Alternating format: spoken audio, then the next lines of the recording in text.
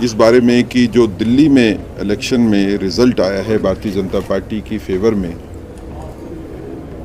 इसके मायने राष्ट्रीय पॉलिटिक्स के लिए क्या हैं और इसके मायने जम्मू कश्मीर की पॉलिटिक्स के लिए क्या है। दिल्ली में इलेक्शन में जनता ने ये प्रूव कर दिया कि झूठे वादे करने से जनता का साथ नहीं मिलता है।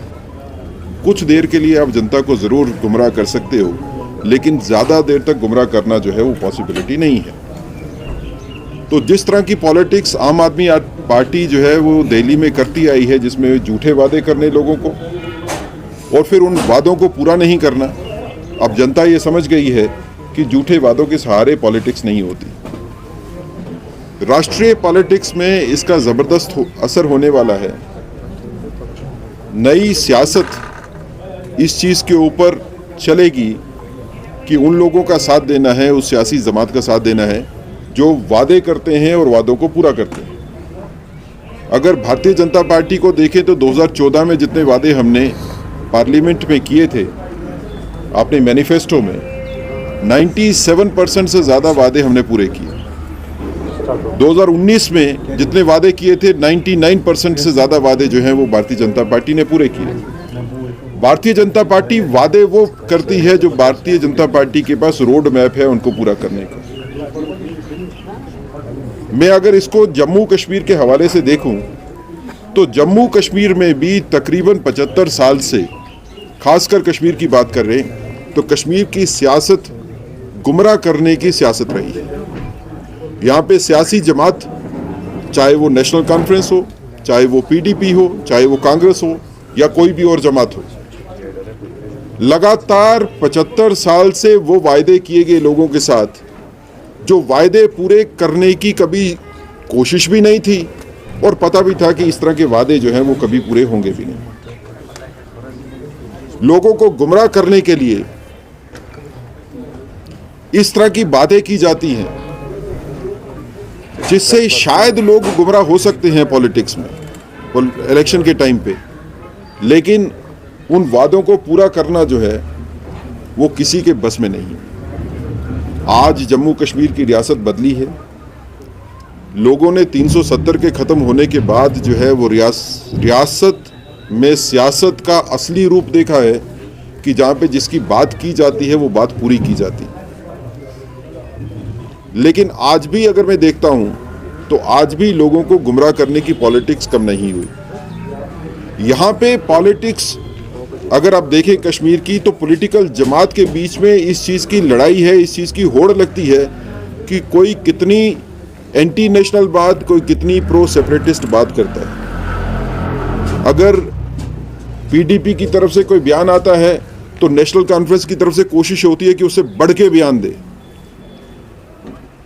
लेकिन इस बयानबाजी के चक्कर में जो आम जनता पिस जाती है उसके बारे में कोई सोचता नहीं।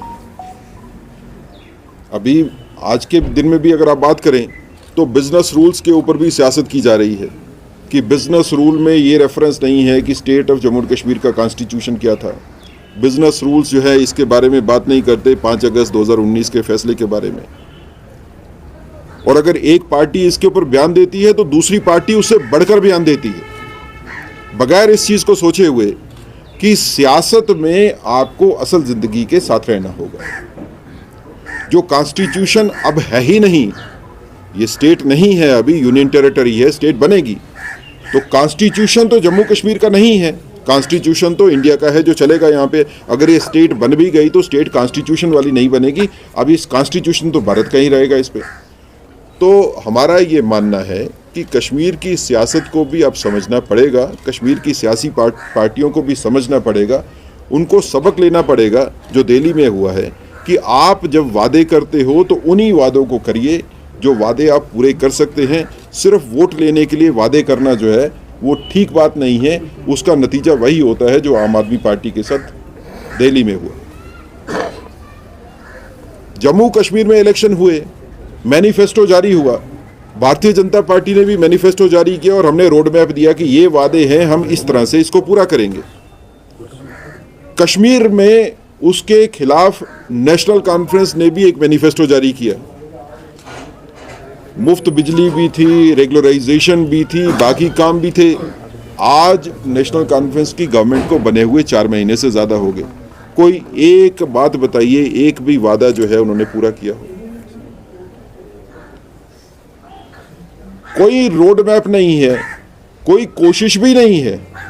और जब पहले बात की मैनिफेस्टो में तो कहा कि हम मुफ्त बिजली भी दिलवाएंगे। आप बात करते हैं कि नहीं मीटरिंग होगी तो तभी बिजली मिलेगी।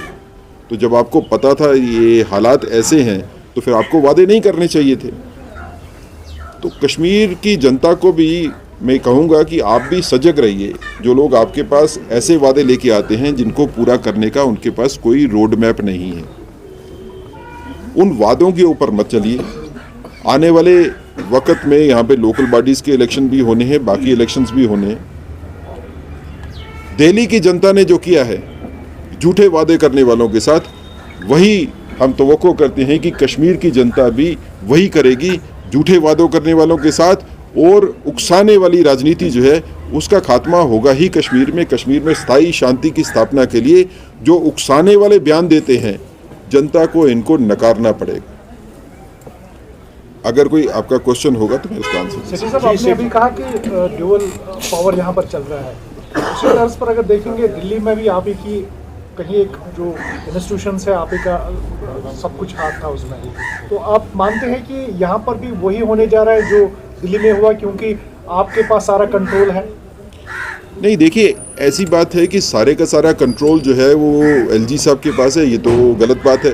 तो अगर आप इसको धरातल पे देखेंगे, ज़मीन पे देखेंगे तो ये बात नहीं है। जब तक नहीं मिलेगा तब तक तो सीएम के पास कुछ पावर्स, सीएम के पास जो है कुछ ही पावर्स हैं, जैसे होम जो है वो सेंटर के पास है, और एलजी साहब के पास कुछ पावर्स ज़रूर हैं आईएएस और आईपीएस जो है ऑफिसर्स के बारे में। बाकी सारी की सारी पावर्स तो जो है वो इलेक्टेड गवर्नमेंट के पास है। लेकिन इलेक्टेड गवर्नमेंट के पास जो पावर्स हैं, जो डिपार्टमेंट उनके पास है, वहाँ तो कोई काम नहीं हो रहा है। जो थोड़ा बहुत काम जम्मू कश्मीर में हो रहा है वो उसी में हो रहा है जहाँ एलजी साहब की जिसके पास पावर है। तो आने वाले वक्त में जो नेशनल कॉन्फ्रेंस जो गवर्नमेंट यहाँ पे चला रही है, जनता को उनसे पूछना चाहिए कि आपके पास जो डिपार्टमेंट, जो आपके पास इख्तियारात हैं, उन इख्तियारात को इस्तेमाल क्यों नहीं कर रहे हो? उस पर तो कोई काम नहीं कर रहे। तो हमारा ये मानना है कि जब आप सियासत में भरोसा दिलाते हो लोगों को तो उस भरोसे को तोड़ना नहीं चाहिए, और जो भरोसा दिलाते हो उसी चीज़ पे भरोसा दिलवाइए जो आप काम करके ला सकते हैं। साहब, आपने अभी जो वादों की बात की, मैं इसी तरह जम्मू कश्मीर के लोगों के साथ भी वादा किया गया था प्राइम मिनिस्टर की तरफ से, होम मिनिस्टर की तरफ, कि आपको स्टेटहुड वापस दिया जाएगा। कहीं ना कहीं ये सियासी इंतकामगिरी हमें नहीं लग रही कि स्टेटहुड क्यों नहीं दिया जा रहा? अगर पॉलिटिकल गवर्नमेंट भी है, इससे पहले भी वादे किए गए थे। या तो ये जो बीजेपी ये कहना चाहती है कि नेशनल कॉन्फ्रेंस से हम किसी भी चीज़ में कोई फायदा नहीं देना चाहते, लेकिन ये तो लोगों के साथ वादा किया गया था, किसी पॉलिटिकल पार्टी के साथ वादा नहीं किया गया। देखिए, भारतीय जनता पार्टी की सोच और समझ में कोई फ़र्क नहीं है। जो वादा करते हैं हम उस वादे को पूरा करते हैं। फ्लोर ऑफ पार्लियामेंट में ये कहा गया कि जम्मू कश्मीर यूनियन टेरिटरी को वापस स्टेट बनाया जाएगा। भारतीय जनता पार्टी इसके ऊपर अडिग है। अभी प्राइम मिनिस्टर साहब की रैली हुई थी कश्मीर में, तो प्राइम मिनिस्टर साहब ने खुद भी कहा था टेररिज्म के खिलाफ लड़ाई जो है वो भारत ने, जम्मू कश्मीर भी उसी का हिस्सा है, हमने सभी ने मिल के जो है उसको जीता है। और ख़ासकर कश्मीर की बात करूं तो कश्मीर के लोगों ने बड़ी कुर्बानियां दी हैं इस लड़ाई को जीतने में। लड़ाई की जीत के बाद कंसोलिडेशन जो है बहुत ज़रूरी होती है। तो अभी हम जीतने के बाद कंसोलिडेशन के फेज़ में हैं।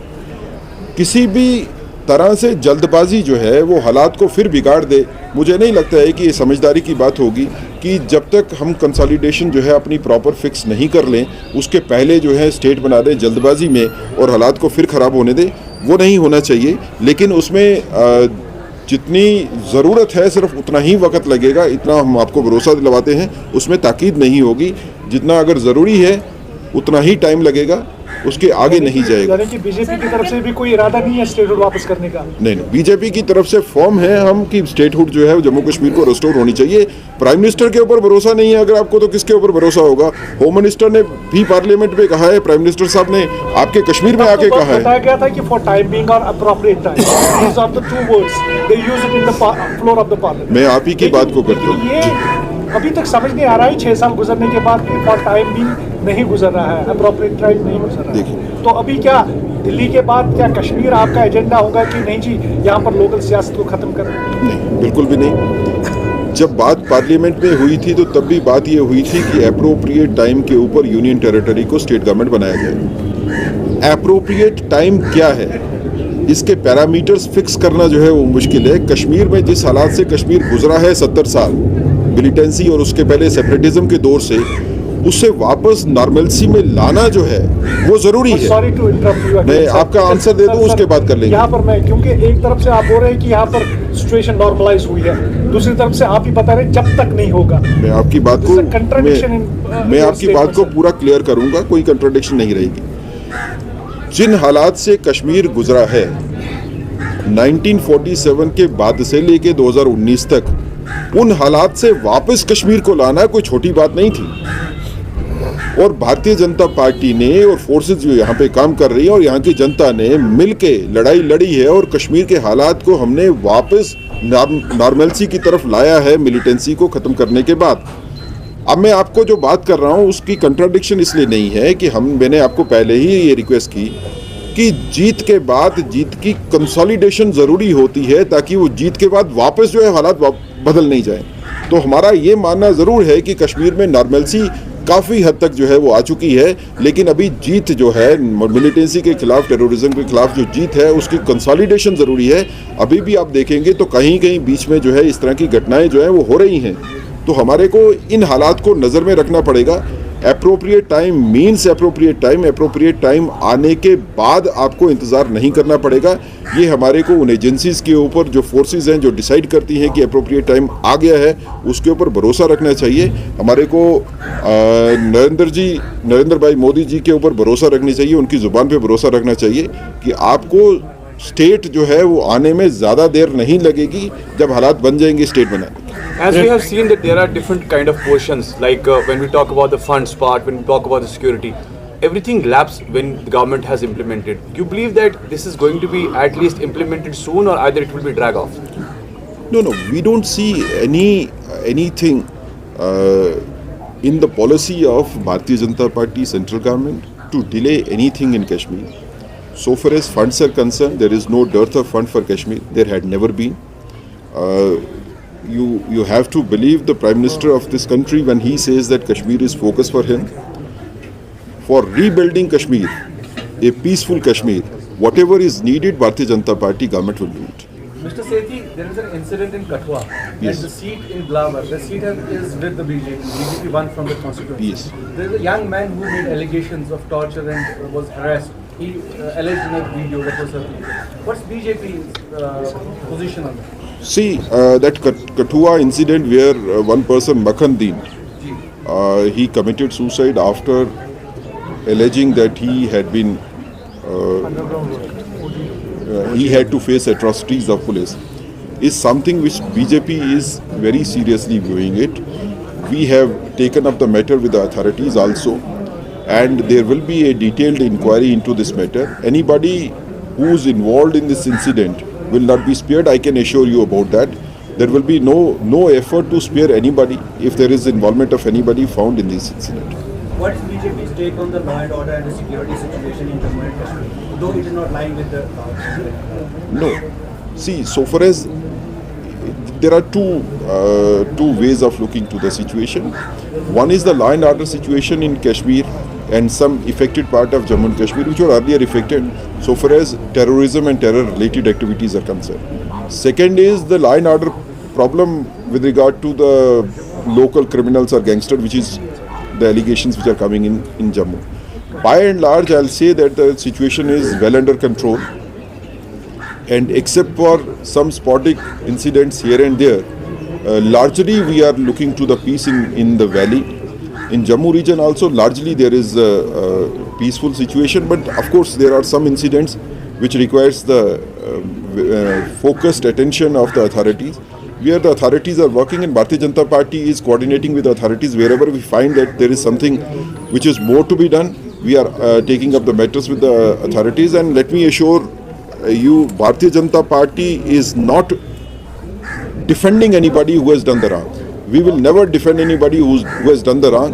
If anybody is found involved in any illegal or wrong activity, Bharatiya Janata Party will not miss a chance to criticize that person or come openly against him.